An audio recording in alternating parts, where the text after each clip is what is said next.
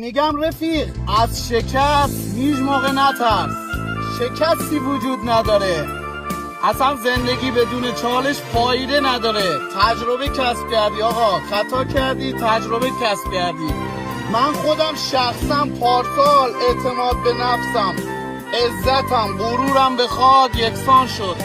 یه حرکتی زدم صفر شدم، به خاک یکسان شدم. آقا تصمیم اشتباه گرفتم، جبران میکنم، نازش شستم.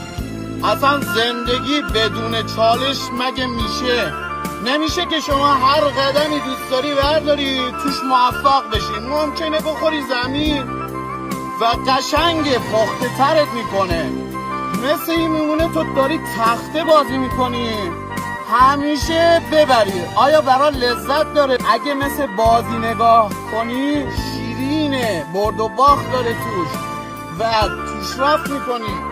1000 تا ما دانشمند داشتیم، 7-8 تا اختراع بزرگ داشتیم، هزاران بار اشتباه کردن. یعنی اگه اینا خطا نمی کردن آیا کارشون رو میذاشن کنار؟ اگه میذاشن کنار که الان نه تلفن داشتیم، نه برق داشتیم، نمیدونم نه گاز داشتیم، هیچی نداشتیم. تمام انسان‌های موفق تو زندگیشون شکست خوردن.